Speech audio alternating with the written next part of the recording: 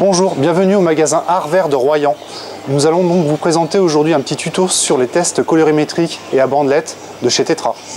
Nous avons des tests à bandelettes, des tests à gouttelettes qui seront beaucoup plus précis pour les personnes un peu plus averties, et tests bandelettes beaucoup plus faciles et plus simples d'utilisation. Ça vous permettra de faire des tests beaucoup plus régulièrement, voire toutes les semaines. Ces tests vous permettront aussi de mieux maîtriser votre eau, donc mieux comprendre le fonctionnement de votre aquarium. Donc globalement, on a les tests en bandelettes, donc par 25 bandelettes. Test colorimétrique, donc la grande mallette. La petite mallette qui propose le pH, le GH, le KH, NO2 et CO2. Donc celle-ci se présente avec la brochure, les cartes colorimétriques, avec 2 réactifs pH, 2 réactifs nitrites, un GH, dureté totale, et le KH, le pouvoir tampon. Les 4 éprouvettes et la seringue pour faire les tests. Donc nous allons commencer par un premier test, le test pH. Donc le test pH, l'eau de l'aquarium se situe à peu près entre 6,5, 6 jusqu'à 8,5. La neutralité sera à 7. Nous allons commencer le test avec 5 ml d'eau de l'aquarium. Donc faire en sorte que le disque de la surface de l'eau se situe vraiment pile poil au niveau des 5 ml. Donc nous allons y ajouter le réactif à gouttelettes. Donc on va compter 7 gouttes. Bien mettre la bouteille verticalement. 2, 3, 4, 5, 6 et 7. Donc si on ne la met pas verticalement, le problème c'est que les gouttes vont couler le long du flacon et le test ne sera pas optimum. Donc la réaction est immédiate. On a juste à accoler l'éprouvette en face de l'échelle colorimétrique. Donc là on va être à peu près à 8, ce qui est pas mal. Après chaque test, prenez bien soin de bien rincer votre éprouvette. Ça évitera de faire un mélange des 2 réactifs. Notre prochain test sera sur le KH, le pouvoir tampon de l'eau. C'est ce qui permet de nous donner en fait le taux de bicarbonate dissous dans l'eau. Ça va en fait permettre d'éviter d'avoir des variations de pH durant la nuit et la journée. Ces variations de pH pourront être très brutales, en dessous de 4 voire 3 degrés de KH. Nous allons prendre 5 ml d'eau de notre batterie. Alors, nous allons mettre les gouttes une par une, en les comptant bien. C'est ce qui va nous permettre de donner notre valeur de KH. Donc 2. Celle-ci passera du bleu au jaune. Une fois que le KH sera trouvé. 4. Donc là je viens de mettre 8 gouttes. Donc ça indique que mon KH est tout simplement de 8. Donc pour le test KH, si votre première goutte passe directement au jaune, c'est que votre KH est tout simplement nul.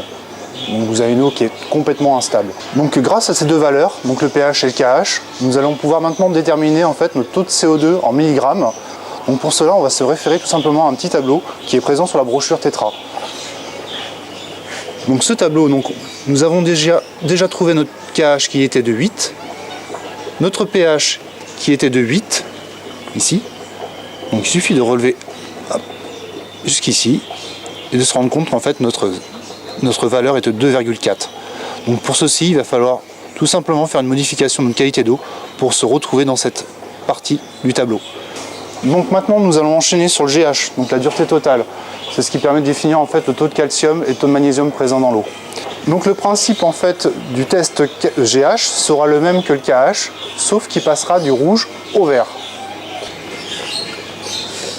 Alors, comme le KH, bouteille verticale et on compte le nombre de gouttes. 1, 2, 3, 15. Voilà. 15 gouttes. Donc maintenant nous allons faire un test nitrite. En fait les nitrites sont tout simplement la pollution qu'on retrouve le plus fréquemment, surtout au démarrage d'un bac.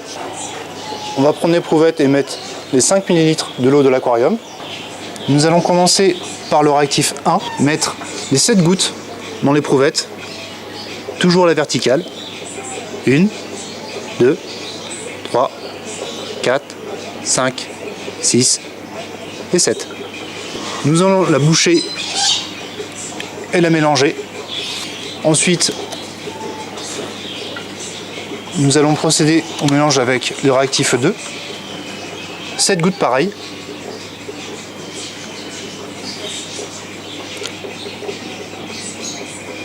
Une, 2, 3, 4, 5, 6, 7.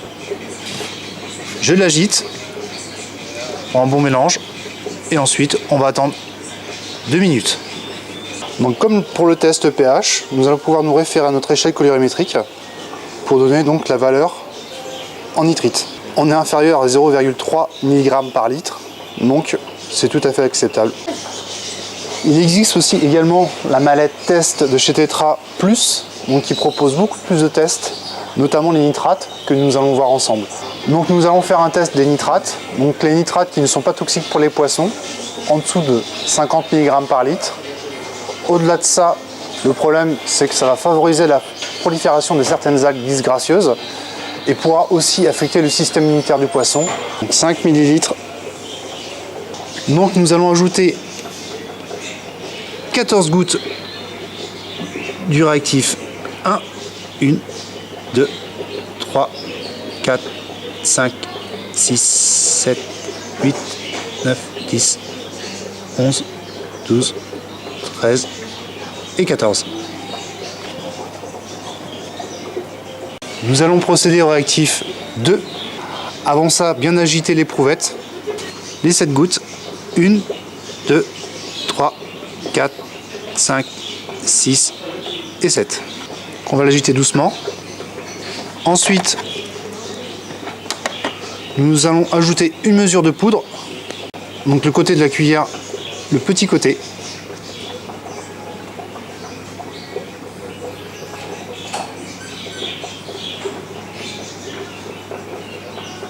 Voilà. Donc maintenant nous allons le boucher et bien l'agiter pendant 20 secondes. Voilà, donc il y a un excédent de poudre au fond, c'est normal. Et maintenant le réactif 3, donc 7 gouttes aussi. 1, 2, 3, 4, 5, 6 et 7. On agite doucement et on attend 10 minutes. Donc voilà, après 10 minutes, notre résultat. Donc on est bien en dessous les 50 mg par litre. Donc sur la notice Tetra, nous allons retrouver plein de petites informations sur chaque test. Après chaque test, et suivant les valeurs que vous allez avoir, on vous donne tout le diagnostic qu'il va falloir faire pour avoir une qualité optimale. Donc une autre solution, vous retrouvez un flash code sur les tests Tetra qui vous permettra de télécharger une application super pratique sur votre smartphone. Donc cette application vous permet de tester en temps réel la qualité de votre eau et il permet aussi de garder un historique de chaque test. Donc ce qui peut être vraiment très pratique dans le temps. Et à chaque test aussi, vous aurez aussi des petites informations qui vous permettra aussi d'ajuster votre qualité d'eau. L'application est gratuite